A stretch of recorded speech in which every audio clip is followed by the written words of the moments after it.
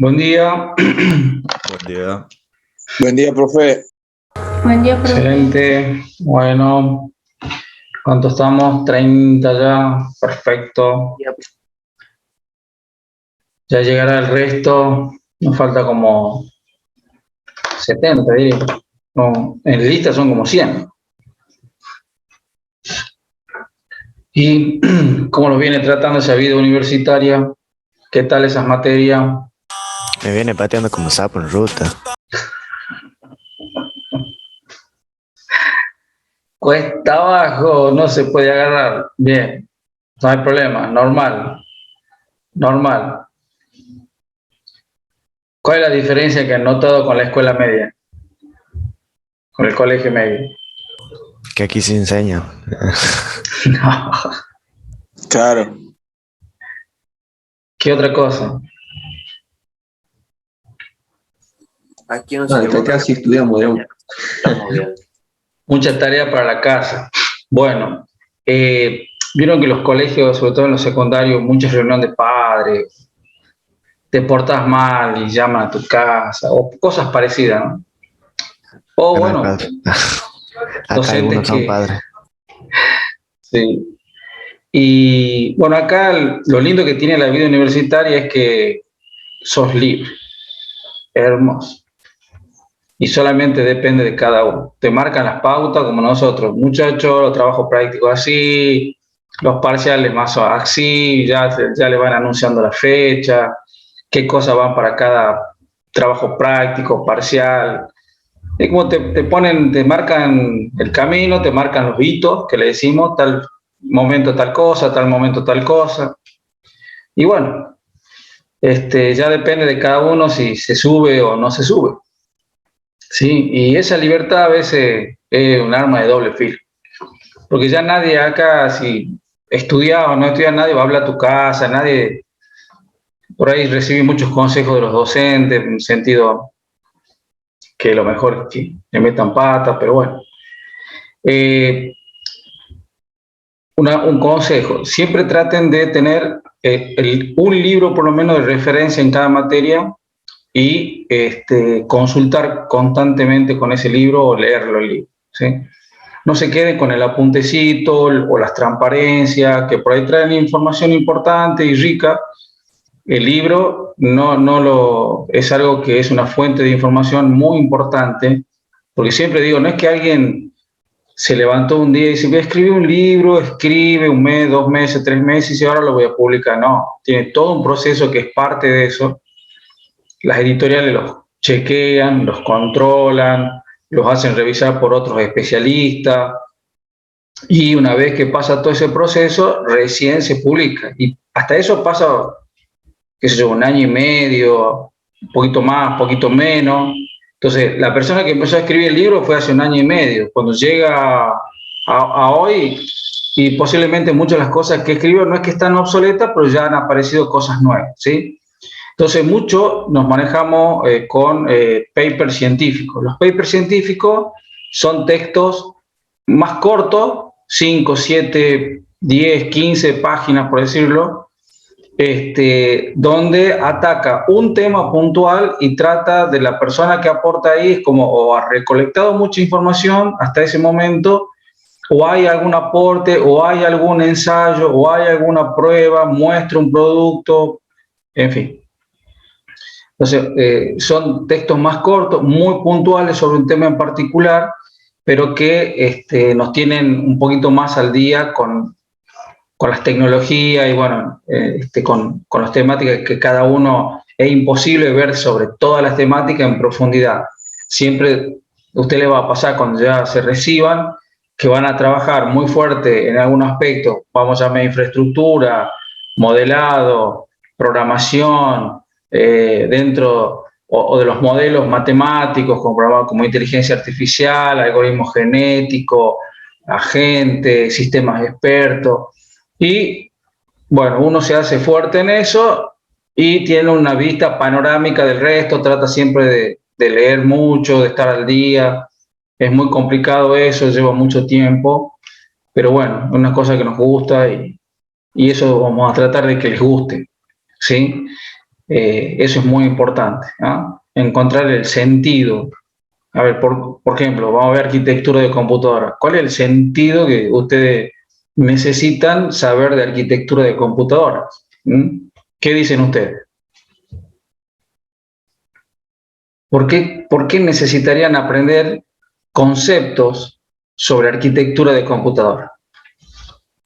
¿Para la materia o cómo? No, vos ya como ingeniero en sistema. Porque Y para saber qué estamos estudiando. Para conocer en base a qué estamos estudiando. Y cuando vos Podemos hacer. Imagínate ya siendo ingeniero en sistemas de información. Ya estás trabajando. ¿En dónde te ves? ¿Qué cosas te ves haciendo? Si fuera, por ejemplo, yo voy a estudiar para ingeniero civil, y yo me veo de ropa de fajina, con el cucharín revocando, descargando bolsas de cemento de la camioneta, o en medio de la ruta con el banderín diciendo pase usted, espere usted. ¿Cómo te ves? ¿Cómo te verías siendo ya ingeniero en sistema de información? Ahora, de lo que yo he descrito como un ingeniero civil, no hace eso, ¿no? Eso es un albañil. Si hay que hacerlo, se lo hace. Siempre, como digo, Sí. Trabajo es trabajo. Trabajo. ¿Cómo te ves trabajando ya ingeniero en sistemas de información? Hackeando el Pentágono ahí. Puede ser, sí. Imagínate que te saque algo de información y bueno, canjeamos por la deuda externa. Espectacular. Y bueno, después Sacando el país adelante. hasta el último suspiro de tu vida, 80 metros bajo tierra. Vivo. Ahí. Claro, no te la van a hacer fácil, por supuesto. Profe, Nada fácil. Sí. ¿usted con los libros se refiere, por ejemplo, a los libros que usted nos da o otros libros que consigamos nosotros? Sí, lo que nosotros lo ponemos como referencia, pero no quiere decir que no puedes buscar otro libro, no hay ningún problema. No, sino que recomienda. Eso me refería. Sí, o sea, recomiendo, leer, miren, ¿vieron, por ejemplo, el libro que hemos recomendado? Principio de Arquitectura de Computadora, William Murdoch, ¿ah? Mike Murdoch. De ahí saqué varias cosas para el práctico. Claro. Te fijaste, porque viste que están los PDF del libro, ya prontamente lo vamos a sacar. ¿Cuántas páginas tiene el libro de Murdoch? ¿Se han fijado? De ese no sé, pero el de Stalin tiene 830 y pico. 600. El de Stalin debe tener 500, un poquito más, si no me equivoco. No, el de Stalin tiene unos 800. No, el de Murdoch, disculpa. El de Murdoch. Pero vamos a decir un libro de 500 páginas. Promedio. ¿Cuántas materias tienen que cursar en primero? 9. A un libro promedio por materia de 500 páginas, 4.500 páginas tenés que leer este año. Si querés ver otro libro, no hay problema. Consultar ciertos temas o ver, además de lo que puedas indagar, buscando páginas dentro de la web que te puedan aportar información. Ver pequeños videos que a veces son un modo introductorio y esperemos que el que hizo el video esté bien. ¿Cómo sabes que conseguiste un PDF y lo que estás leyendo es correcto? Si viste un video sobre un tema, si es correcto, ¿cómo puedes saber? Ahí está el libro. Vos lo lees al libro del tema, ese libro teóricamente está chequeado, está controlado, ¿sí? Entonces esa es tu base. Todo lo que vos aprendas por afuera, lo chequeas contra eso que lees en el libro, ¿sí? Si hay diferencia, duda. Y ahí es donde está buscar, sacarse la duda, crecemos en conocimiento. El conocimiento es algo que ustedes tienen que ir a buscarlo. Esa es la clave. No esperen a que alguien, que no somos los docentes ni eruditos ni nada, somos menos inteligentes que ustedes, estamos un poquito más tiempo en este tema, porque cronológicamente ya estamos hace bastante tiempo. pero no es porque seamos más inteligentes ni mucho menos, ¿sí? Yo siempre digo, en ustedes sobra la inteligencia. Por ahí muchas veces, no todos los casos, no sabría determinar cuánto, pero por ahí lo que noto siempre es esa disciplina o el método de sentarse a estudiar, por decirlo. Y ahí es donde uno adquiere el conocimiento. Yo siempre lo mido de esta manera. Agarra un vaso de agua, ¿sí? Y tómatelo. Pero ¿cómo lo vas a tomar? De golpe, así, ¡tup! Te lo volcas de golpe. ¿Qué va a pasar? ¿Qué creen que va a pasar? Es mal, Leo. Y yo creo que lo que va a pasar es, ¿algo vas a tomar? Sí. Gran parte vas a tirar, correcto. Te vas a ahogar, un montón de cosas. Ahora yo te pongo adelante un vaso de 1 litro de Fernet espectacular con hielito y todo. ¿Qué vas a hacer? ¿Cómo lo vas a tomar? ¿De golpe así? Tranquilito. Así. Tranquilito, claro, sorbo a sorbo, no voy a desperdiciar absolutamente nada. Claro. ¿Me entendés? Bueno, así es el conocimiento. Todos los días tenés que tomarte un sorbito de arquitectura, un sorbito de física, un sorbito de análisis. Ahora, tal vez no pueda ver las 9 materias todos los días, entonces vos planificás, ¿sí? Tal día vas a ver, porque yo el día anterior la tengo y ya hago el trabajo práctico, estoy al día, veo los programas analíticos, veo la planificación de la materia, qué es lo que viene después, si me sobra tiempo, voy leyendo. O sea, ¿qué tema voy a ver después? Tal tema. Ah, bueno, agarro el libro, lo leo. No hace falta ni que lo entienda. Trata de leerlo y entender lo que más pueda, nada más. Y anda a la clase. ¿Sí? Y eso, muchas veces se ponen aburridas las clases, primero porque a veces son aburridas, pero también porque dejas de entender. Y cuando dejas de entender es como una persona que habla ahí y, bueno, tengo que estar acá, ¿me entendés? Tengo que estar y, bueno, ya va a terminar, ¿qué va a hacer? Y yo ya lo voy a leer más tarde. Bueno, eso sería distinto si entendieran del tema y sobre todo supieran cuando le mentimos o cuando metemos la pata conceptualmente, que pasa muchas veces, ¿de acuerdo? Así que, bueno, ¿cuánto estamos ya? 64. Épame. Bueno, mi fiel amigo el matecito, como diríamos, ¿sí? Hoy vamos a ver el modelo de IA. Pasa mate. No creo que lleguemos hoy a IAS. Calculo que la clase que viene arrancaremos. ¿Qué es lo que hemos visto en la última clase?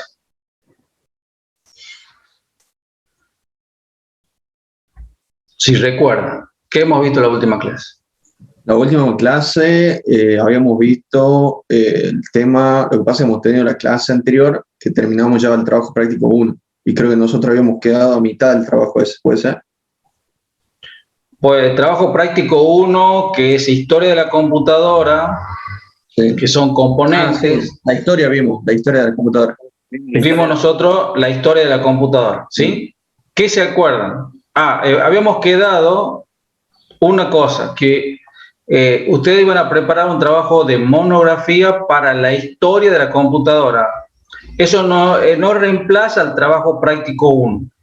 El trabajo práctico 1 lo terminan y lo suben al aula virtual, entran al aula virtual, a la izquierda tienen trabajo práctico y ahí buscan la opción subir el trabajo práctico 1 y así van a tener para cada uno, ¿sí?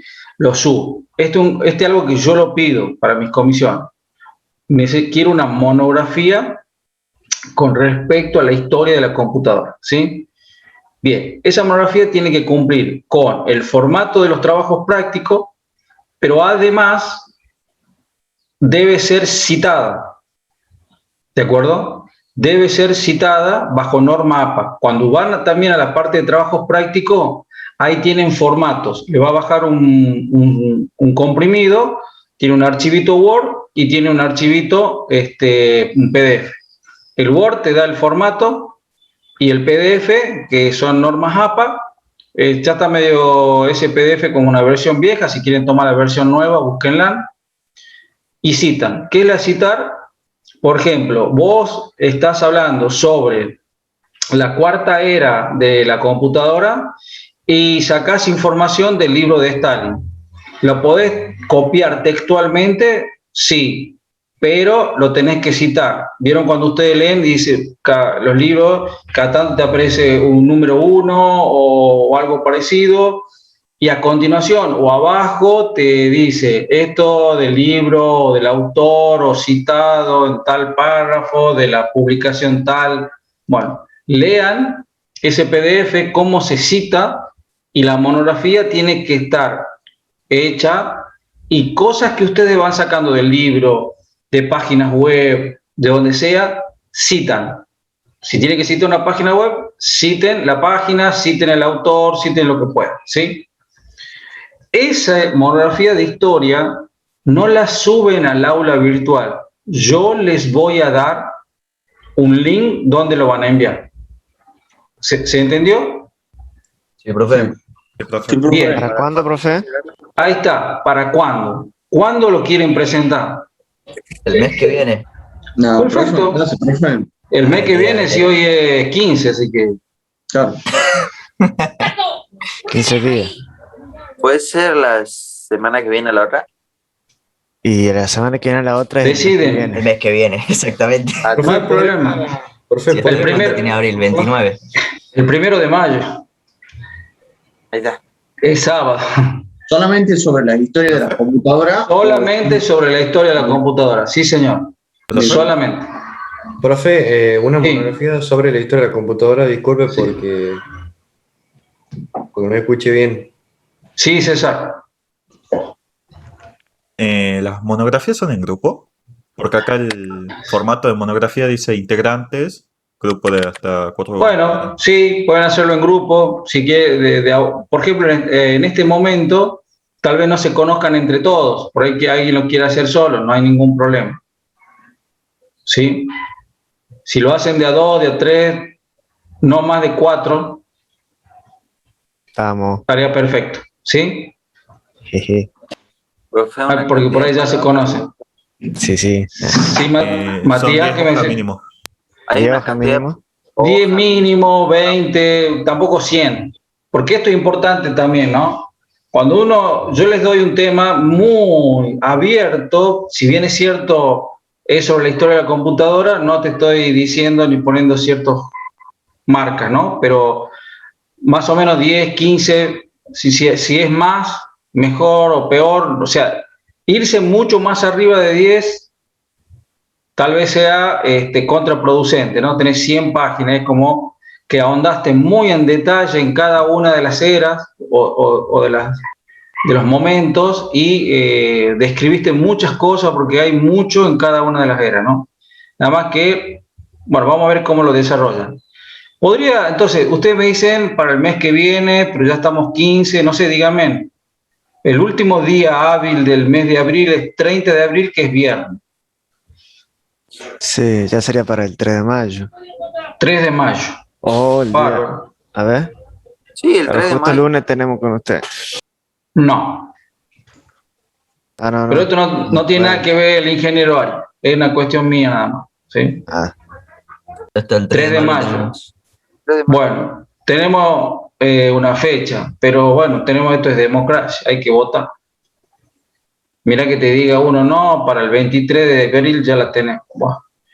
No, el 3 de mayo 3 viene bien. de mayo. Haga una encuesta. Bueno, ahí estamos, te hago votemos. una encuesta. No, ese ahora. 20 de mayo, 3 de mayo digo. ¿Cómo? El que ¿No diga puede antes ser lo una buscamos. encuesta? Sí, estaba acá. Ahí está. Bien. El que diga antes lo buscamos.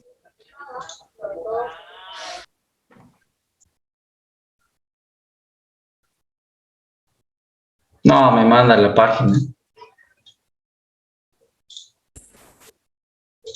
No, vamos a demorar, quiero comenzar ya. Bueno, ¿alguien se opone al 3 de mayo? No. Que hable No. ahora, que calle para siempre. Que no tenga el micrófono no tiene opinión. Ya. Sí. Ya para el 3 de mayo estaremos con el trabajo práctico 2, ¿no? No importa, porque este es algo trato conmigo nada más. Bien. Profe, antes de comenzar, Sí. tengo una pregunta sobre el práctico 1. Adelante. El punto 5, ¿qué es lo que tengo que hacer? Porque dice, lea sobre la evolución histórica de la computadora y desarrollar un informe en el que se tenga en cuenta lo siguiente. Y bueno, hay un... Te aparece un cuadro. Sí. Sí. ¿Los tenemos que llenar nada Bueno, más? claro, pero es bastante sintético ese cuadro, ¿sí? Algo parecido a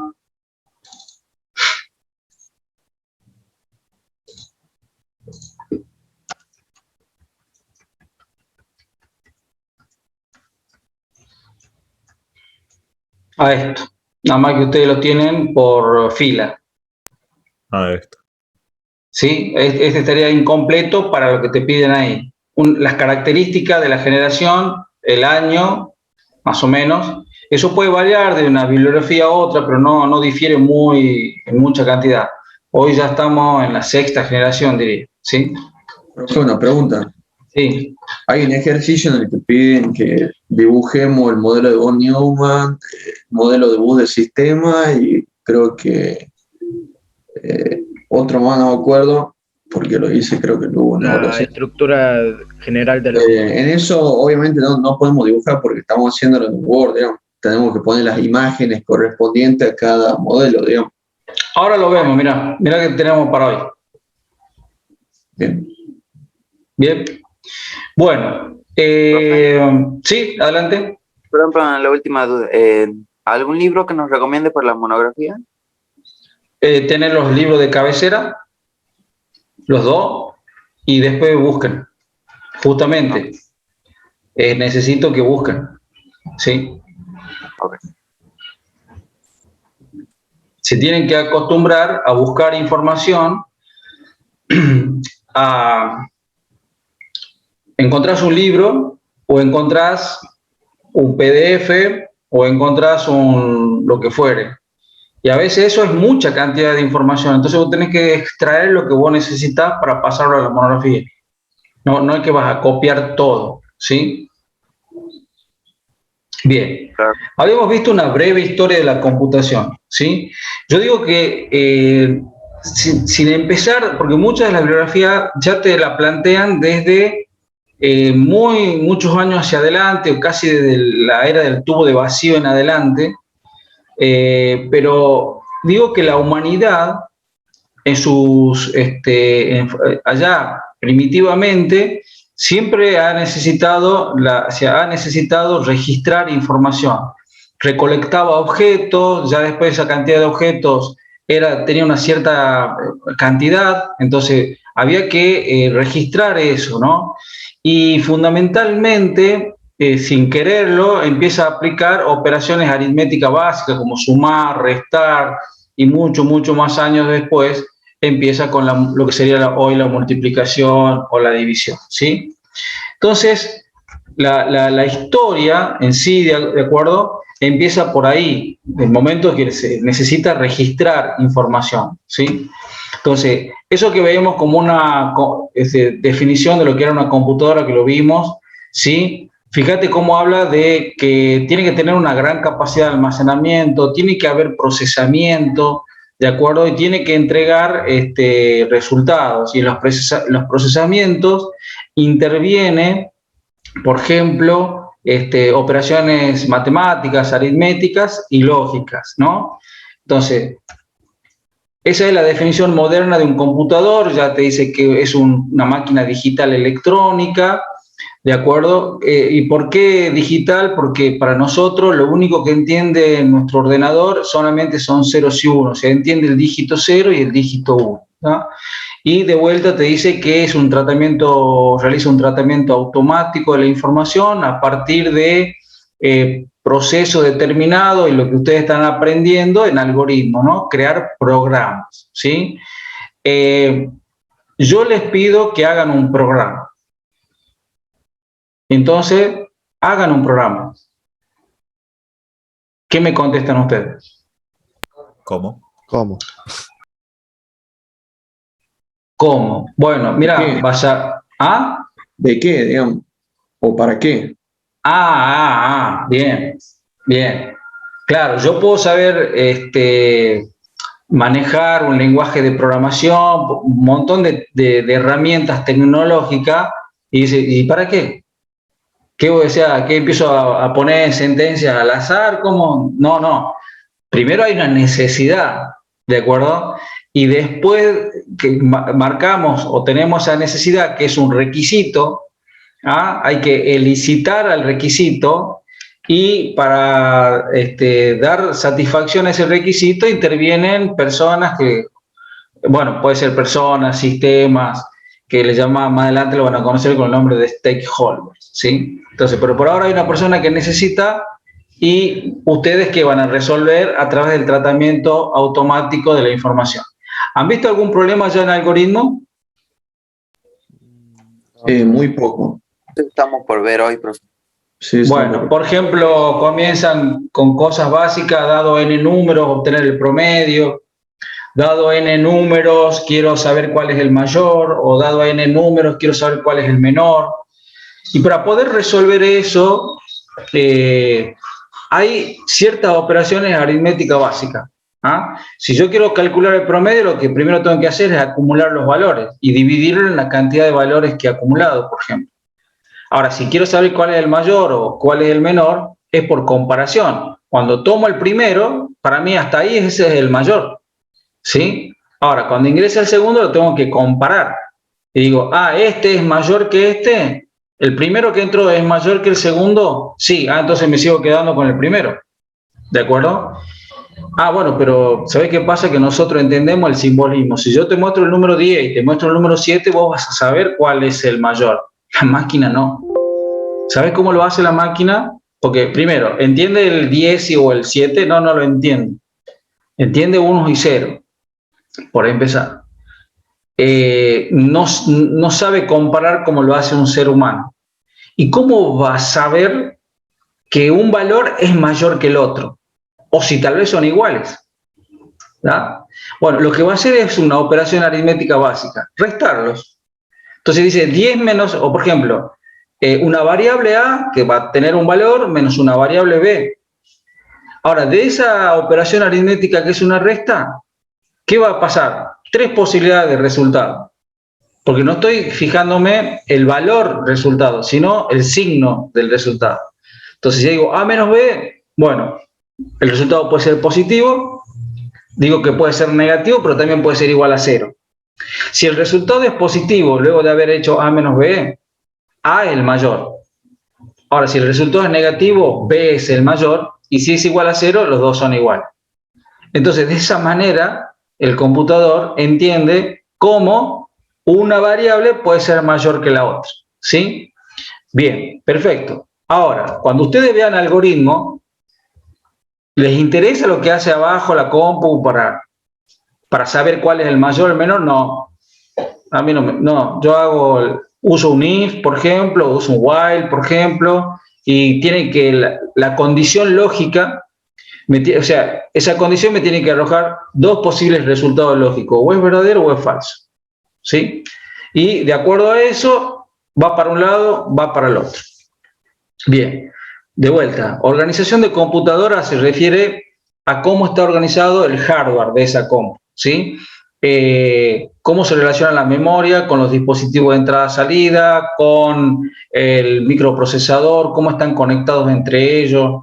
Bien, vamos a ver hardware, sí, pero de un punto de vista lógico y genérico. No nos vamos a adentrar específicamente con un Core i7, décima generación, con una placa madre Gigabyte, o una Asus, una Intel, bueno, ya no lo produce, pero no, vamos a hablar en forma genérica. Si bien es cierto, siempre vamos a estar tirando hilos a la realidad, siempre vamos a estar en un modo genérico.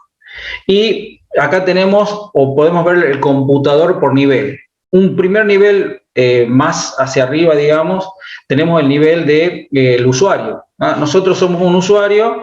En este momento, por ejemplo, estoy usando una aplicación que se llama Office. Dentro de Office estoy usando PowerPoint, estoy usando Adobe Reader para poder instalar un programita, lo instalé y ahora puedo ver archivitos con extensiones .pdf, tengo un motor de búsqueda y estoy navegando por la web.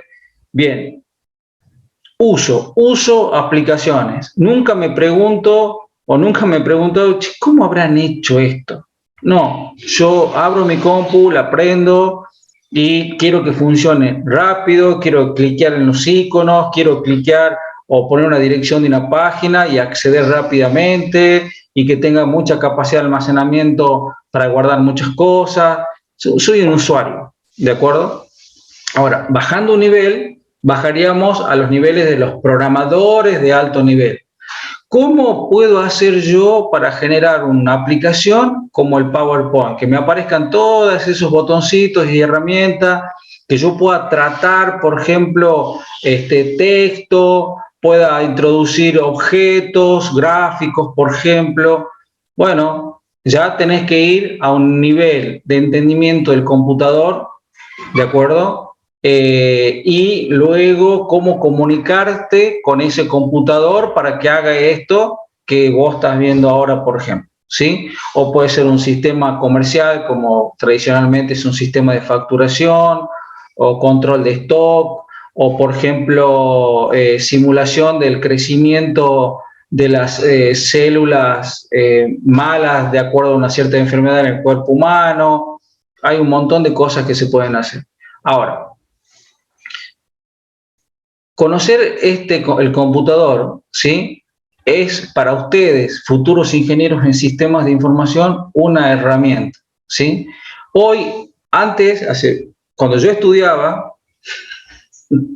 hace unos años, era la monoprogramación, o sea, no existía la red de redes, digamos, ¿no? Ni siquiera teníamos redes dentro de lo que era los laboratorios o en la universidad. Si existía algo de red en los momentos que yo estudiaba, eran grandes empresas, ¿sí?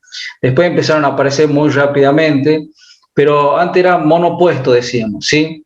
Hoy está todo distribuido. Entonces, en esa distribución intervienen mucha tecnología. Una, dispositivos de procesamiento como puede ser un computador, pero que tiene que estar conectado uno con otro y entonces aparece la comunicación en el aspecto físico de la comunicación y luego tengo la comunicación desde el aspecto lógico que son las redes. Y los dispositivos que se usan para la comunicación como switch, routers, antenas.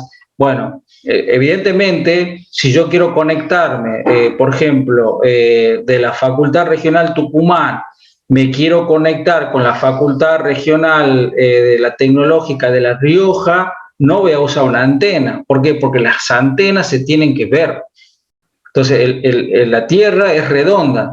Y si bien es cierto, para nosotros nos parece todo plano, en realidad tiene ciertas pendientes, ¿no? Entonces, ¿cómo hago para poner una antena acá en San Miguel de Tucumán y que la vea en la capital de La Rioja? Tendría que ir cuántos metros hacia arriba, cosa que no se puede. Entonces, se usa otro tipo de comunicación a través de las telefonías o de las empresas telefónicas que tienen redes de fibra óptica o cobre, digamos, tirados por todo el ancho y lo largo del país, ¿sí? Ahora, si yo quiero comunicarme, por ejemplo, entre la Facultad Regional Tucumán y una sede que esté en Banda del Río Salí, y bueno, habría que ver qué altura, que no haya foresta que intervengan, y tal vez lo podríamos hacer. De todas maneras, yo usaría directamente un proveedor de internet y se acaba el problema, ¿sí? Pero si quiero una conexión punto a punto, no me va a quedar otra que hacerlo así, de esa manera, siempre y cuando no esté a una distancia muy grande, que sea muy costoso, porque montar las antenas y todo eso es muy costoso. Bueno, pero estoy en un nivel, ¿sí? Adelante. Tengo una pregunta y una duda. Sí. ¿Podría dar un ejemplo de arquitectura y de organización de la computadora? Sí. Porque por ahí el concepto sí me había quedado claro, pero es como que tengo algunas dudas, digamos, porque lo investigo mucho de internet y no había encontrado mucha información, digamos, del material de trabajo que tengo. Bien. Por ejemplo, de vuelta, vamos a adelantar, bueno, voy a adelantar esto rápido, toda esta parte de la historia. Si puedes, quieren, les muestro unos videitos que le había seleccionado.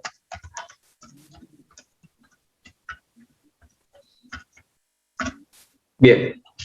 Este es el modelo de von Neumann, básico, 1948. ¿Sí?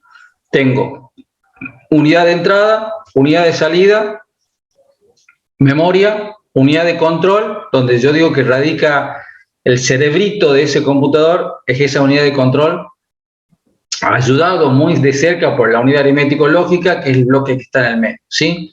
Todo eso es unido a través de cableados, que lo vamos a conocer con el nombre de buses, ¿sí? Y eso después en la realidad es lo que conocemos como placa madre, ¿no? Bien, ese es el modelo de von Neumann, desarrollado con tubos de vacío en aquella época, ¿sí? Y produce el primer computador con programa almacenado en memoria, que es la Edwards, ¿sí? Perfecto. Va evolucionando.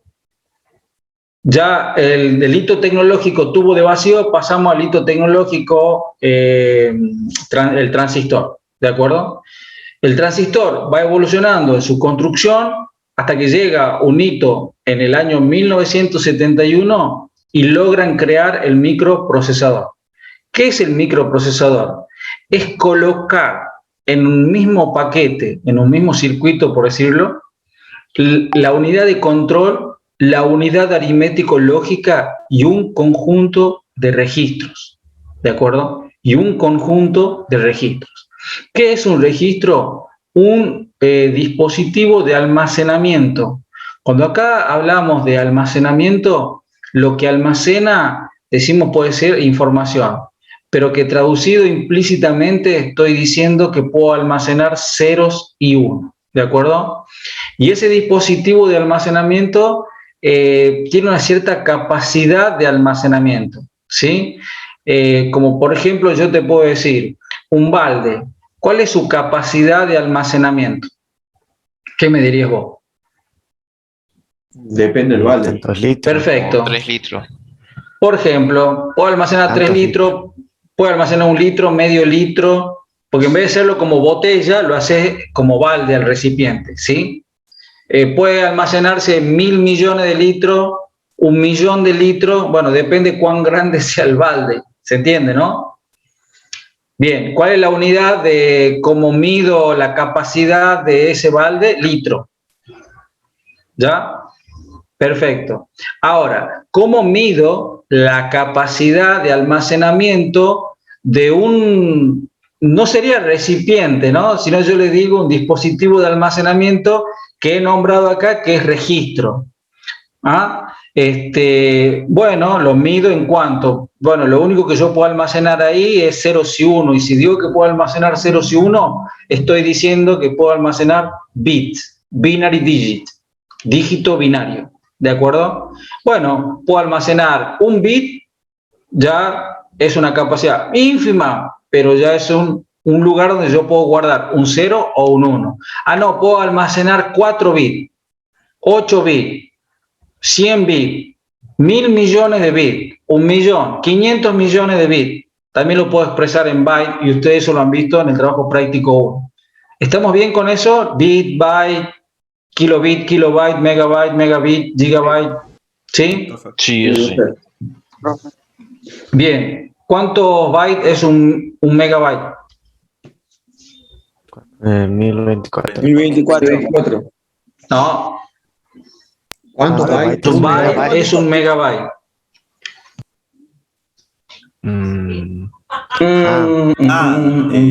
Cero 1024 por 1024. O sea, si yo te digo cuántos bytes, primero, ¿qué es un byte? 1024. 8 bits. 8 bits. 8 bits. Un byte. Un byte. Un byte. 8 bits. 8 ceros y 1. Te digo, por ejemplo, ¿1 millón de bytes? No, te digo 8 bits. Eso equivale a un byte. 100.000, profe. Son 100.000. Para. Eso es un byte. ¿Estamos de acuerdo? Sí, profe. Muy bien, perfecto. Un kilobyte, ¿cuántos bytes son? Ya son 1024 bytes. Ahí sí, 1024 bytes es un kilobyte. 2 a la ¿Estamos? 20 sería megabyte. Claro, O sea, perfecto. 1024 ¿Cuánto es 2 a la 20? ¿Cuánto es 2 a la 20? eh, 1.048.576. No lo digo por inteligente, lo repito, del año 1989 que empezó como auxiliar raso. Es por repetición, no por inteligencia, ¿sí? Bueno. Pero si yo te digo un kbyte, vos me decís 1024 bytes, bárbaro, correcto. Redondealo. ¿Cuántos bytes es un kbyte? Redondealo. 1000. 1000. Bien. ¿Cuántos kbytes es un megabyte? 1000 redondeado. 1000K bytes es un megabyte. Un megabyte. Bueno, ahora redondo, decime cuántos bytes es un megabyte. 100.000. 1.000.000 y tanto. Millón. No, 1.000.000. Porque la regla de 3 simple sería un Mil por kbyte, mil. un kbyte redondo es 1000 bytes. Claro. Un megabyte redondo es 1000K, X bytes. Entonces, 1000 por 1000, 1.000.000 de bytes. Claro. ¿Sí? Y es como una reglita mnemotécnica. O sea, si vos lo querés exacto, tenés que multiplicar 1024 por 1024, te va a dar 1.048.576. ¿Sí? Ahora, un kbyte redondo es 1000 y 1000 se construye con un 1 y 3 ceros. Un megabyte redondo es 1.000.000, o sea que se construye con un 1 y 6 ceros, que comparado al kbyte le agregué ¿cuántos ceros? 3 ceros. Sí. Cuando vos pasás a un giga, de mega, pasás a un giga, ¿cuántos bytes es un giga? Bueno, si un K es 1000, un mega es 1.000.000, a ese agregale 3 ceros más y un giga se transforma ahora en decir 1.000.000.000 de bytes. ¿Sí? Y si de giga te vas a un tera, a ese 1.000.000.000 agregale 3 ceros, te vas a un billón, 1.000.000 de millón. ¿Un billón de qué? De bytes. Es lo que tiene un disco duro. ¿No? Si te compraste un disco de un tera, adentro tiene básicamente un billón de bytes para guardar cosas. ¿Sí? Bien, perfecto. Este es el hardware. La memoria, la unidad de control, la unidad de salida, todo esto es hardware. ¿Sí? Todo esto es hardware. Dame 2 segunditos, vamos a borrar esto.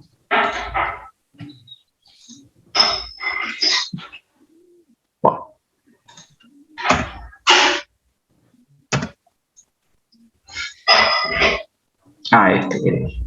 Bien. Bueno, esto es hardware. La clase que viene vamos a ver otra transparencia, pero que lo vamos a seguir introduciendo en la temática de una forma más amena. Pero, vos, no me acuerdo quién me preguntó.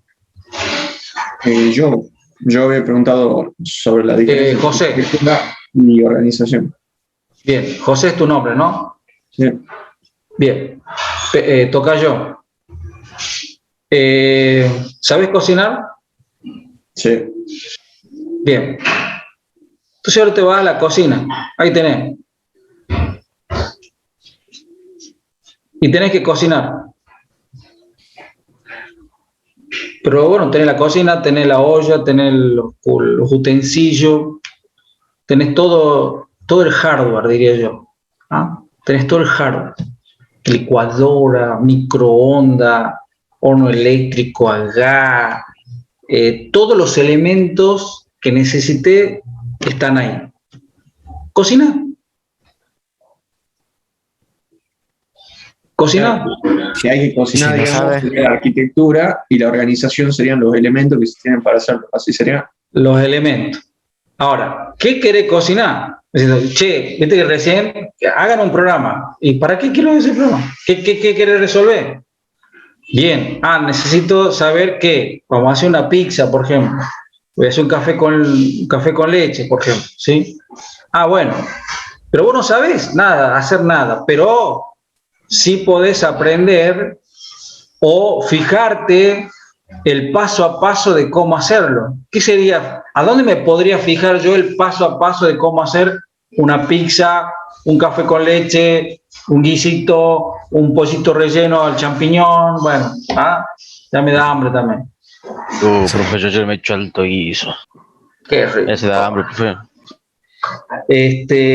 Lo matemos con un par de mates. No estoy con mi compañero de estudio. Cuando estudiábamos, éramos dos. Entonces nos sentamos en una mesa no tan grande y entonces yo le cebo un mate a él, él toma. Cuando termina, me ceba a mí y yo tomo. Y así. Bueno, ahora después solo digo. Bien. Usa dos mates ahora. Entonces, yo diría que vos para saber hacerlo necesitas un libro de receta. ¿Podría ser? Claro. Bien. Ahora, ese libro de recetas no solamente tiene el paso a paso de cómo hacerlo, que sería el programa, sino también te indica que necesitas que... Sí, tengo que poner... ¿Cómo? Los instrumentos, digamos, para hacerlo. Ya los tengo. Es la cocina, los utensilios. Ahora tengo la receta. Digamos, para cocinar. La receta. Ya tengo la receta. A ver, pone el agua, rompe el huevo, mezcla esto, pone la harina. Está el paso a paso. ¿Qué me falta ahora? Hacerlo. Y bueno, pero si lo quiero hacer, ¿qué me falta? Los elementos, la comida, digamos. Sí, señor. Los ingredientes. Sí, señor, los ingredientes. Entonces tengo la receta. Ahora, la receta, por decirlo, el paso a paso, ¿es algo físico? No. No. Bueno, los ingredientes diría que sí, la harina, el huevo, lo que fuere, ¿de acuerdo? Bueno, ¿qué pasa acá en la parte de la computación o del procesamiento automático de la información, de la informática, ¿sí? Bueno, los programas tendría que ser la receta. ¿Y los ingredientes qué son? Los datos, ¿de acuerdo?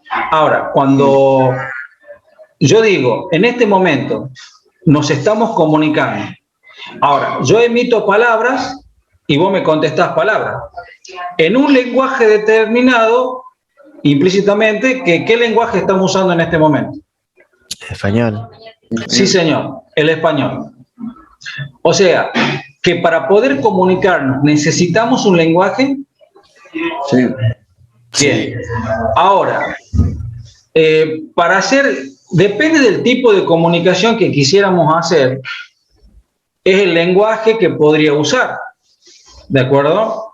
Porque si la comunicación que yo quisiera hacer no es en este caso una clase, si no es un mensaje de inteligencia, ¿lo podríamos decir de la manera que lo estoy diciendo ahora? Tal vez no.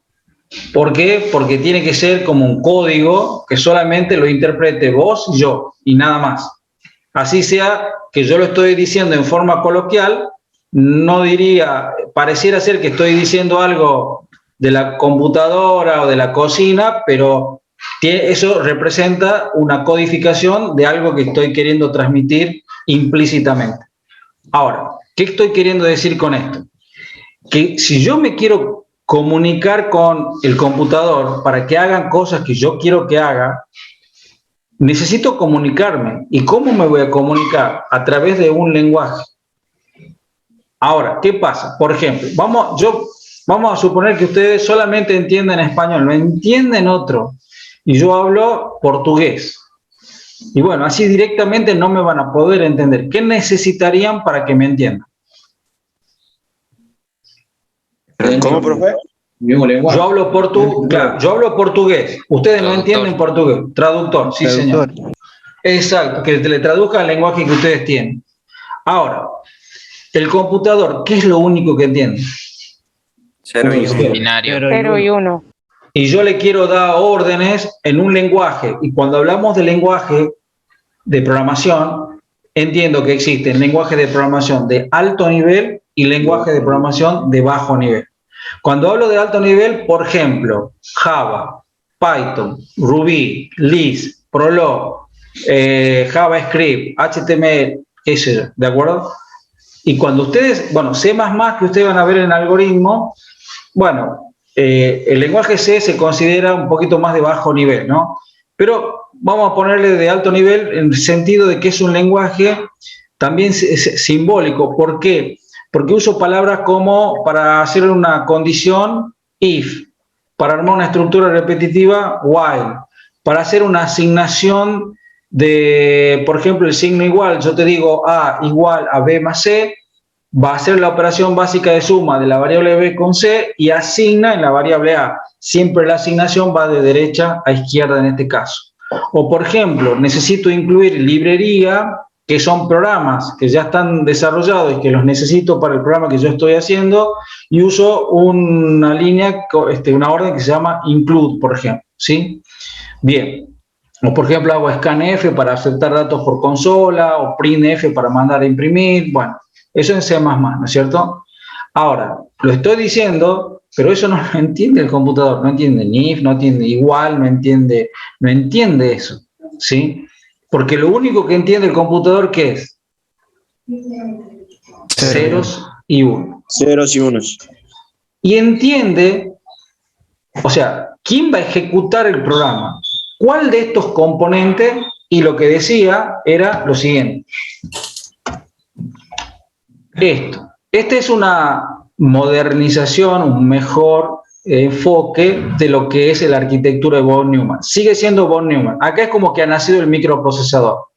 El primer bloque a la izquierda, CPU, será tu micro, es la unidad central de proceso. Ese es el componente que ejecuta el programa. Adentro, ¿qué tiene? Unidad de control, unidad aritmético-lógica y un conjunto de registros, que es un lugar de almacenamiento de información. Vamos a ver que va a tener 8 bits, 12 bits, 20, 32, depende de la arquitectura que encarguemos, ¿sí? Bien. Eso está acompañado de un módulo de la parte del medio, ese cuadrado del medio, memoria. Implícitamente va a ser la memoria RAM.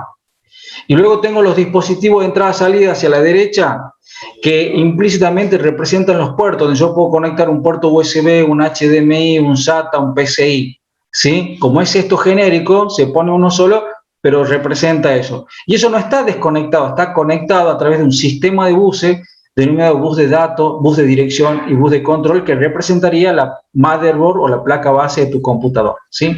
Ese es tu hardware.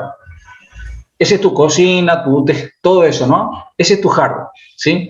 Ahora, ¿qué corre ahí? Programas. Pero no programas tal vez escritos en alto nivel, sino ya programas en ceros y uno. Pero para que pueda correr en ceros y uno, tiene que haber algo que lo haya traducido al nivel del lenguaje de alto nivel que van a trabajar, que trabajamos nosotros, al lenguaje que entiende la máquina, que es ceros y uno.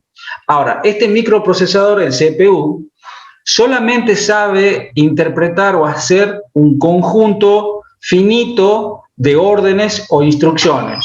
100, 200, 500, las que fueran. Es un conjunto finito, ¿de acuerdo? Y todo lo que podamos hacer en el alto nivel se debe traducir a esas órdenes básicas que la vamos a interpretar en ceros y uno. Y ese es un lenguaje de bajo nivel.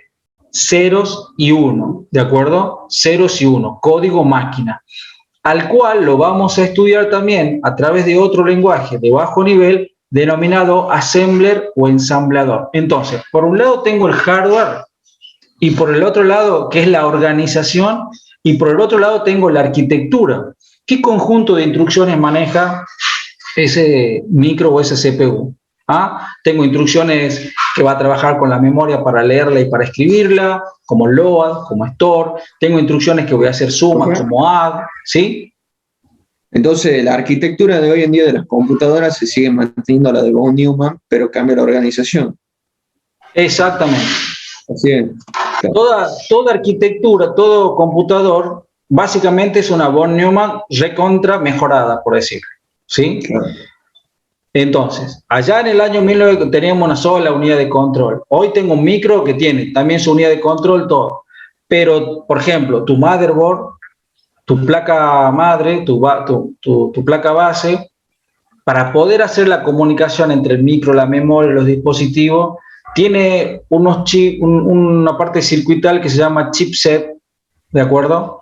que son como puentes, se llaman RISE, North RISE, South RISE. El South RISE es como que está desapareciendo. Y ese es un componente inteligente, es como un computador dentro del computador, porque solamente se dedica a la comunicación interna. No está preparado eso, es como, se llama PIC, ¿no es cierto? Que solamente se trata la comunicación interna. Por eso cuando uno va a comprar un computador, lo primero que buscamos, ¿qué quiero? De la línea Intel, quiero un Core i9, 40, no sé, la máxima, ¿sí? ¿Cuánto de RAM? Lo máximo. ¿Cuánto de...? Sí, bueno. Y nadie se pregunta de la placa madre. Eso estaba por decir yo, profe. Sí. Profe, yo me tengo que comprar una computadora ahora. Entonces, o sea, por ahí la placa madre o sea, influye en el rendimiento de la computadora. Totalmente. Totalmente. Sí, Totalmente. También la capacidad de RAM y todo eso. Exactamente. Claro, que se le puede acoplar, digamos. La velocidad de la RAM y todo eso. Claro. Exactamente. Ahora, esta materia, no vamos a ver, como digo, la placa Gigabyte, tal versión que puedo tener, puedo ahí instalar memoria RAM hasta 64 GB, que puedo tener buses PCI Express con tal tipo de velocidad, que puedo tener, no, de acuerdo, no vamos a concentrarnos, vamos a ver esto que están viendo ahora. ¿Sí? Por supuesto que vamos haciendo como hilos, como digo, a la realidad para que concreten el concepto, ¿sí? Y ahí es donde se puede poner pesada la materia porque es distinto en algoritmo, ¿no? A medida que va pasando el algoritmo, yo voy metiendo dedos en la computadora, como digo, y produzco el resultado, veo. Mira, he entrado 20 números y me da el promedio, he entrado 1.000.000 de números y me he dicho cuál es el mayor o cuál es el menor. Veo algo dinámico. Acá es como, vamos a aprender a usar el auto, por decirlo de alguna manera, sin manejarlo al auto, ¿no? Todo de teoría y se pone muy abstracto. Bueno, este es tu hardware y la arquitectura tiene que ver qué conjunto de instrucciones maneja tu CPU. ¿Cuál es la longitud de la instrucción? ¿Sí? O sea, la instrucción que va a entender el CPU es totalmente en ceros y unos, pero tiene que tener una longitud fija, ¿sí? 16 bits, 32 bits, 64 bits. ¿Cuál es la longitud o con qué tipo de longitud de datos va a trabajar esa arquitectura? 8 bits, 20 bits, 64 bits. Son cosas lógicas que corren en el hardware. ¿Se entiende? Entonces, por un lado tenés la organización, la parte estructural, de acuerdo, de la estructura física, su organización. Cuando, por ejemplo, hay una nueva versión de un micro, se cambia la organización, el hardware, pero se mantiene la arquitectura, vos vas a poder seguir corriendo todos tus programas y debería andar mejor. El problema empieza a radicar cuando se cambia tanto la organización hardware como la arquitectura. ¿Sí? Entonces, hay computadores viejos que corren con 32 bits. Entonces, vos le querés instalar un sistema operativo de 64 bits y no te va a dejar. O, por ejemplo, hoy una máquina moderna que corre con 64 bits, le querés instalar Windows 95. No lo va a poder instalar tampoco. ¿Sí? Entonces, hay ciertas incompatibilidades. Siempre se trata de guardar compatibilidad, se dice hacia abajo. ¿Sí? Los fabricantes tratan de guardar esa compatibilidad, pero por un cierto tiempo, por decirlo, ¿sí? Bueno, después existen muchos emuladores que los sistemas viejos siguen corriendo en las máquinas nuevas, pero es como que la emulan, ¿no? Y de esa manera pueden hacerlo. Muy sintética y una descripción muy general para contestarle a mi tocayo José lo que había preguntado. No sé si se ha entendido, José. Sí, profe. De todas maneras, ¿cuándo va a venir ese entendimiento final? Cuando adentremos en una arquitectura y veamos estas cuestiones de la arquitectura. ¿Cuál es el conjunto de instrucciones? Por ahí creo que me preguntaron, profe, ¿hoy vamos a ver IAS? No, hoy no. ¿De acuerdo? Bien. ¿Qué horas son? 9 de la mañana. Bien. Se los dejo para ustedes entonces la historia. ¿Sí? No andemos por ahí. Estos son los niveles de la máquina que le estaba hablando. El nivel el que está más arriba, el de alto nivel, es el usuario.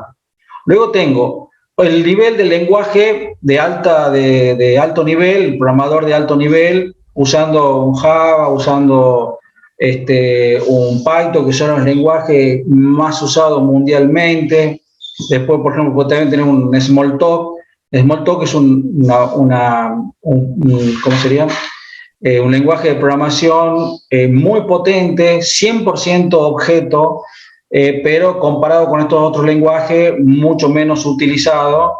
Pero bueno, depende, cuando ya sean ingenieros o antes, van buscando su tendencia, van buscando su gusto y bueno, muchos puede ser que terminen desarrollando en Smalltalk, pero bueno, ya veré a futuro. Luego del lenguaje de alto nivel, viene el lenguaje código máquina o assembler que he nombrado, que esto ya es un lenguaje de bajo nivel. Esto estaría dentro de nuestra materia. La arquitectura microprogramada o cableada, hardware, o también vamos a ver los elementos funcionales como memoria, unidad aritmético-lógica, compuertas lógicas, transistores y cables. Transistores y cables no nos corresponde, ya serían los electrónicos. Nosotros estaríamos entre el lenguaje de bajo nivel, assembler o código máquina, y compuertas lógicas. Dentro de la materia, la práctica vería compuertas lógicas, unidades funcionales, y dentro de la teoría veríamos el lenguaje assembler, el código máquina, la unidad de control. Eso, vamos a verlo acá, es un rápido repaso, ¿dónde está?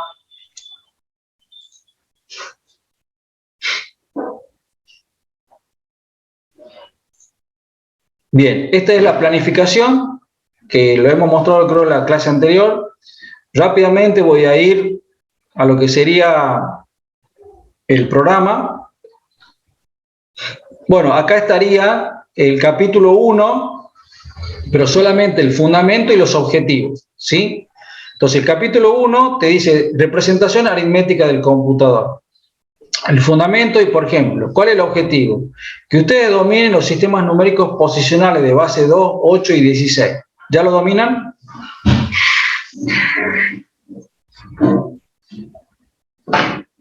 ¿Dominan o no dominan? ¿Qué dicen? Creo tiraron por ahí. Creo. A ver. No sé. No tengo idea de lo que es, profe. Correcto. No tiene idea. No sabemos si sí, si no, no se sabe.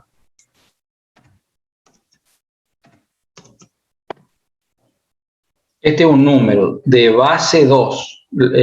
Tiene que estar subindizado, pero lo pongo así, ¿de acuerdo? Este es un número binario de base 2. ¿De acuerdo? Bien, perfecto. ¿Se acuerdan cómo descomponer un número decimal en unidades, decenas, centenas? ¿Se acuerdan eso o no? Sí. No. Sí, no, sí. Medio. Bueno, ahora voy a volver al primer grado. Mira, ¿te acuerdas dónde escribí así? Claro, se pone en cada cifra el 1, 10, 100. Claro, exacto. Y decíamos, 3, ¿esto qué es? Unidad, ¿no es cierto? Ah, separaban unidad, decena. Por 1. Sí. Ah, bien. Y este era la decena. ¿1 por cuánto? Por 10. Por 10. Ah, ahí está, bien. Y este era 4 por 100. Perfecto. Perfecto. Bien. Y ahí 3 por 1, 3, 1 por 10, 10 y 4 por 100, 400. Sumaba y te daba 413. ¿De acuerdo? Ahora, ¿cómo se obtiene este 1? Bueno, ¿por qué se dice que es un sistema numérico posicional? Porque cada dígito ocupa una posición. ¿De acuerdo? Y de acuerdo a la posición tiene un peso. Por ejemplo, siempre se parte, en el caso este es un número entero, de la coma hacia la izquierda, de la coma hacia la derecha. ¿De acuerdo? Bien.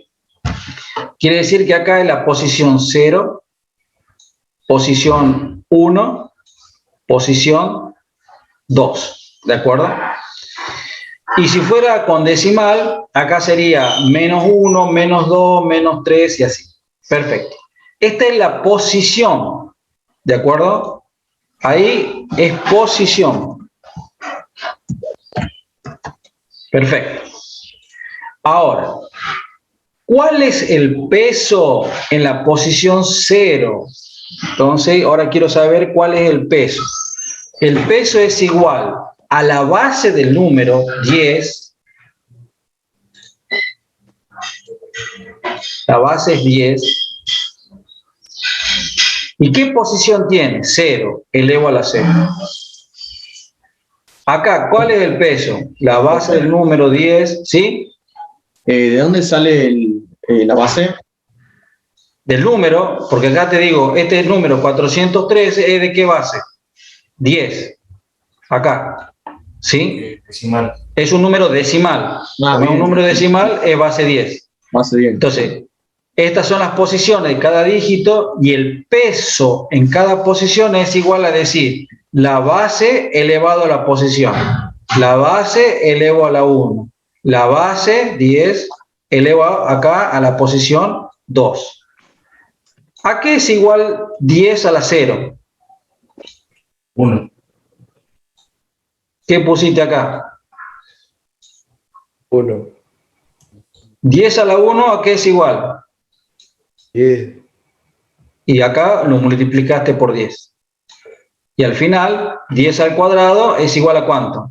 100. Y acá pusiste ¿cuánto? 100. ¿Se entiende? Perfecto. Hagan lo mismo acá. Pero acá la base no es 10. ¿Cuánto es la base? 2. Perfecto. Entonces, acá yo tendría posición 0. Uy. Borremos. Posición 0. Posición 1. Posición 2. Posición 3. Posición 4. Muy bueno. ¿Cuál es el peso acá? En esta posición. 2 elevado a la 0. Correcto. ¿Y acá? 2 elevado a la 1. Correcto.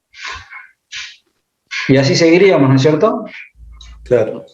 Claro. Y ahí. Ah, no, acá era 2, disculpe. Y acá era 3. Y entonces ahí sería 1 por 1, 0 por 2, Claro. 0 por 4 y así. ¿Qué ocurre? ¿Cuál es la ventaja acá? Que acá yo no tengo 4, 7, 8. O es 1 o es ¿cuánto? 0. Pero yo debería aplicar lo mismo acá, empezar a bajar a 1. Bueno, 0 por lo que fuere. ¿Cuánto te va a dar? 0. 0.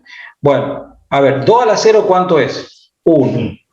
2 a la 1, 2. 2 al cuadrado, 4. 8. 8, 16. Entonces, yo voy a sumar los pesos donde tengas un 1 y no vas a sumar donde tengas ¿qué? 0. Entonces, acá tengo un 1, ¿cuál es el peso? 1. Acá el peso es 8 y acá el peso es 16. 16 más 8, 24. Más 1, esto equivale a decir 25 en decimal. ¿Estamos de acuerdo? Vale decir que vos te tenés que aprender los pesos. 2 a la 0, 2 a la 1, 2 al cuadrado, 2 a la 3, 2 a la cuarta. ¿Ven? Lo que viene es el doble de lo anterior. ¿Estamos de acuerdo? 2 a la 5 es 32. 2 a la 6, 64. 2 a la 7, 128. 2 a la 8, 256. 2 a la 9, 512. 2 a la 10, 2 a la 10, 1024. 1024. Sí. 2 a la 10.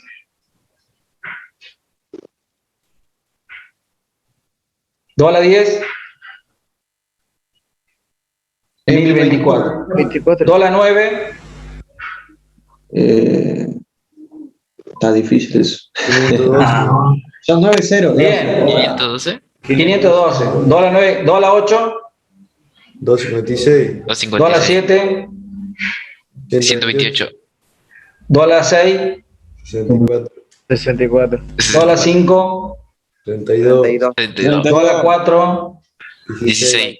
16. Bien. Y hagan el recorrido de vuelta hacia arriba, de vuelta hacia abajo, un par de veces, y ahí ya va captando, van empezando a conectar tus neuronas. ¿Y cómo se hace para pasar de decimal a binario? Lo dividí en 2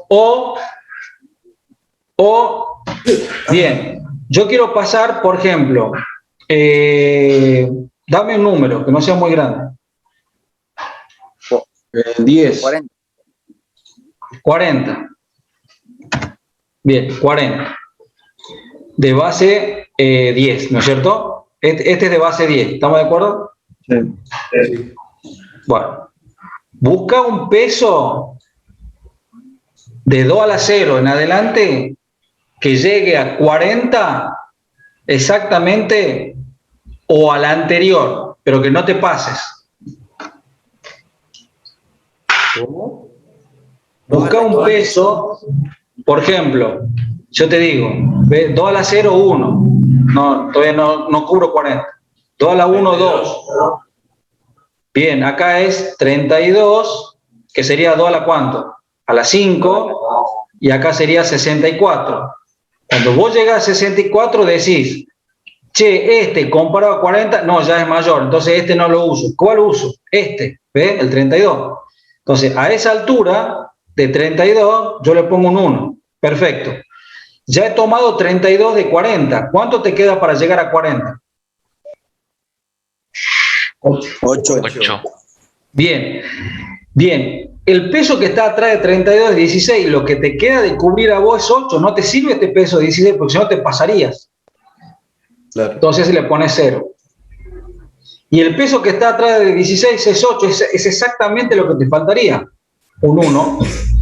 Y ya no te hace falta el peso 4, 2 y 1. Entonces vas a poner 0, 0, 0.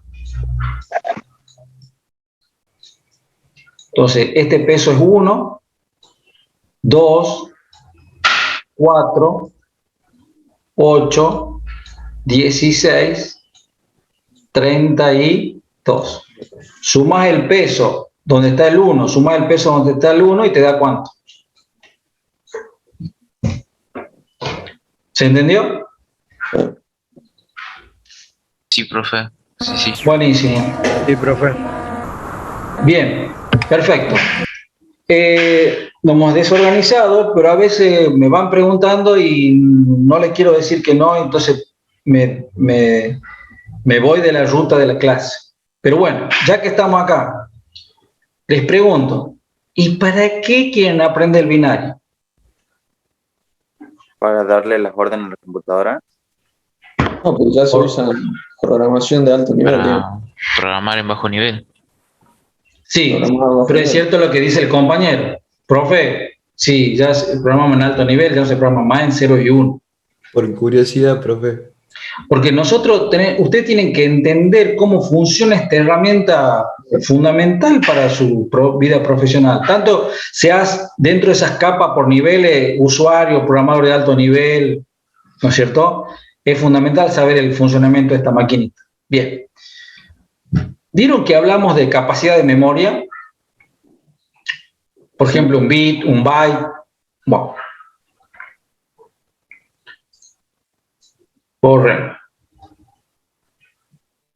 Borren. Bien.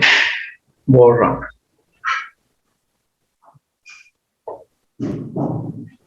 Si, por ejemplo, les doy para que un sello numerador, ¿De acuerdo? Ese sello numerador tiene un solo dígito, ¿sí? En decimal. Tiene un solo dígito en decimal el sello. Y te digo, numerame bancos, pero no podés sellar 2 veces por banco. Solamente podés sellar una vez por banco. Tenés un sello numerador. Ese sello numerador solamente posee un dígito, sistema decimal, y solamente podés sellar una vez. ¿Cuántos bancos podés numerar? 9. El compañero dice 9, otro compañero dice 10. El decimal 9. En realidad es infinito, digamos, pero, o sea... No, porque vos podés una sola vez aplicar el sello, no puede tener repetido, vamos a decir. Entonces, yo tengo un sellito. Vamos a dibujarlo el sellito, por ejemplo. Este acá adentro tiene un solo dígito, decimal, sistema decimal, un solo dígito. ¿Puedo ir en qué rango de valores siendo un solo dígito decimal? Del 0 al 9. Del 0 al 9. ¿Esos son 9? 9 combinaciones hay acá. ¿Cuántas combinaciones hay acá? Hay 9 sellos. 10. No. 10. Hay un solo sello. ¿Cuánto? 10. Bien, contá los dígitos. Contá los dígitos desde el dígito 0. Desde el 0 al 9 y 10. ¿Cuántos dígitos tenés? Es 10 dígitos. 10.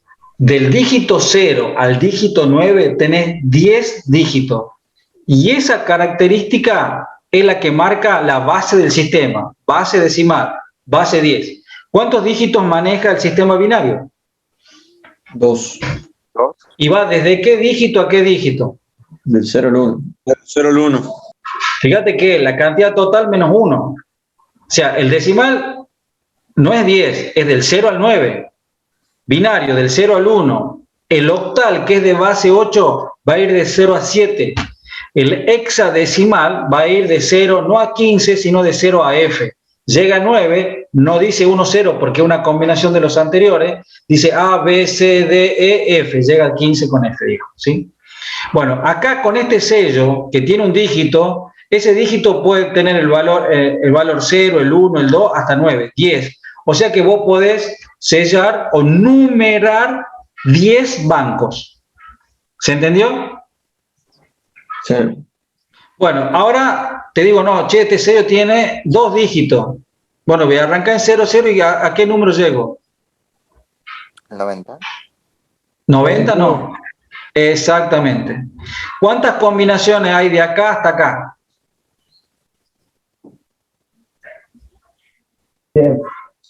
100, sí, señor. 10. ¿Y sabe por qué? ¿Cómo lo podés calcular también? Bien, ¿cuál es la base de estos números? Base 10. Base 10. ¿Cuántos dígitos utilicé? 2. 2. 10 al cuadrado es 100. Cuando tú tenías un dígito, 10 a la 1, ¿esto te dio cuánto? 10. Si tenés 3 dígitos, ¿te va a dar cuánto? 1000. ¿Eso te va a dar cuánto? 1000. 1000. ¿Pero en qué rango? No llega a 1000. Va a empezar en 3,0 y va a llegar a 999. 9,99. Sí, señor. So. Muy bien, perfecto. Corremos.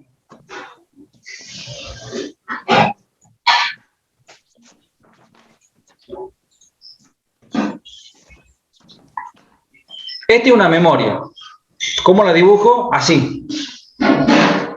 Esta memoria se organiza, es una memoria RAM, por ejemplo, se va a organizar en base a registros. Este sería como un renglón, un registro, otro registro, otro registro, otro registro, muchos registros. ¿sí? Implícitamente, ¿sí? Dentro de cada registro se puede almacenar un byte. ¿Estamos de acuerdo? En este registro, ¿qué puedo almacenar? Un byte. Para que entiendan también, cada vez que ustedes aprietan una letra, un símbolo en el teclado, internamente lo representa por un byte. Para que tengan idea a qué equivaldría, ¿no? Bien, perfecto. ¿Cuántos registros puede tener? Y bueno, depende. Depende. ¿De qué depende? Bueno, me quedan muy poquitos minutos. Pero va a depender del número que identifica a cada registro. Hay un número que está adentro, ¿sí? Miren, por ejemplo, un mueble, una cajonera. ¿Se imaginan un mueble cajonera? Bien, sí. Imaginen una cajonera de 1.000 millones de cajones. ¿Estamos? Bien. Y yo le digo, muchachos, en un cajón de esos 1.000 millones de cajones hay una notebook, una MacBook, diría yo, de la última generación. Ahí está. El que la encuentre, se la lleva. 1.000 millones de cajones. ¿Qué haces? No lo buscar como loco. Claro. Dice, no, voy a ser ordenado, no voy a ir hacia el azar. Agarro del primer cajón. Y así, bueno, cuando la encontré, supongamos que sea el último cajón, ya no existe esa mano, ya hay otra versión. Claro. ¿Sí? Bien. Ahora, si yo quisiera darte el dato exacto, ¿qué te tengo que decir? Para que vayas y la busques. Darme el registro, o sea, la posición. El número del cajón.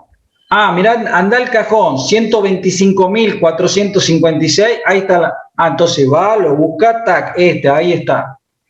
Es como que te diga, muchacho, el fin de semana lo invito a un asado a casa, ya apago la compu y me voy. Y si ustedes se quedan ahí en la videoconferencia, ¿te va a perder el asado? No.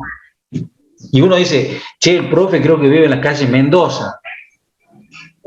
O en la calle, no sé, bueno, poner en la Mendoza. ¿A dónde arranca la Mendoza? Somos vecinos. No sé.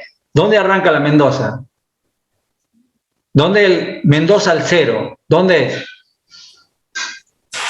En la Avellaneda. En la avenida Avellaneda. ¿Y básicamente dónde terminaría? El Camino del Perú. El Camino del Perú.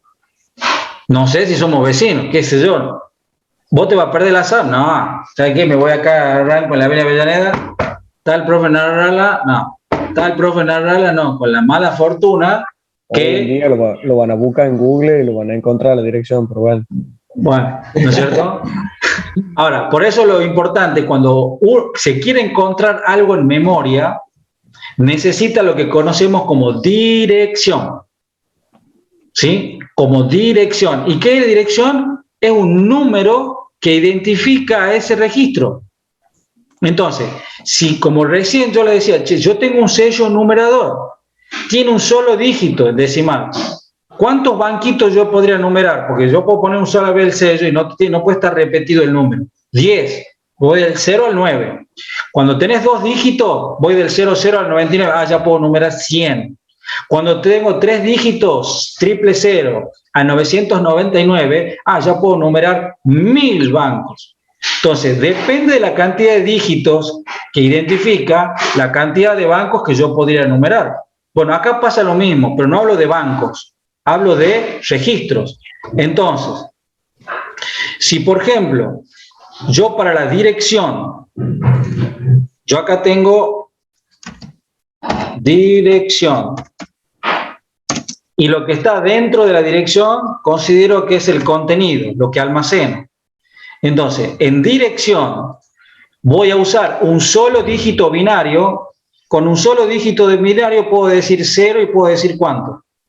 1.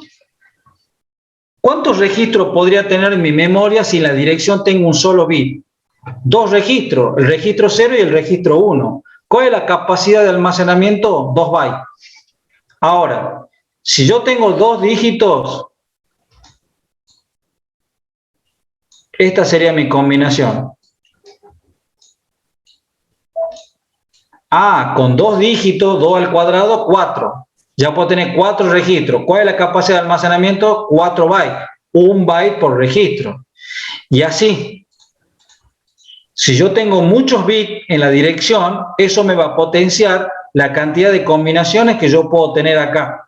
Entonces, supongamos que en dirección tengo 32 bits.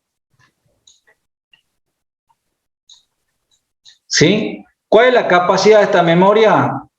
Bueno, depende de la cantidad de registros, depende de la cantidad de direcciones. ¿Cómo puedo saber eso? 2 a la 32. Hago este cálculo. Esto me va a dar aproximadamente 4.000 millones.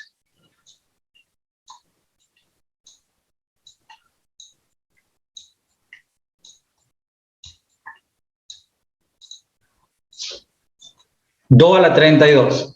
Y eso me quiere decir que si yo tengo 4.000 millones de direcciones, tengo 4.000 millones de registros. Quiere decir que tengo 4.000 millones de bytes. Y 4.000 millones de bytes equivale a decir que tengo una memoria de 4 gigabytes. Máximo. ¿Por qué? Porque mi dirección que estoy trabajando es de 32 bits. Si yo paso a 33 bits en dirección, ya esto sería de 8 gigabytes. Si paso a 34, 16 gigabytes y así sucesivamente. Bueno, los libero unos minutitos antes para que se preparen para la siguiente clase. Ha sido un poquito desorganizada hoy la clase, prometo que la próxima la vamos a ordenar un poquito mejor, pero vayan, esto es muy importante, manejar el sistema binario. Muy importante, lo tienen que saber como el sistema decimal, tiene que ser, tira un número o tiene que ser muy natural el manejo del sistema binario para ustedes, ¿de acuerdo? Como el padre nuestro, hay que saberlo, profe. Más o menos, sí, es muy, no solo para esta materia, sino para materias venideras como redes, porque redes van a manejar direcciones IP y si no saben manejar binario, no lo van a poder hacer, ¿sí? Bueno, me quedo un minuto más, si alguien me quiere hacer una consulta, los libero. Muchas gracias por la paciencia de hoy. Muchas gracias a usted, profe. Nos vemos. Gracias, profe. Muchas gracias.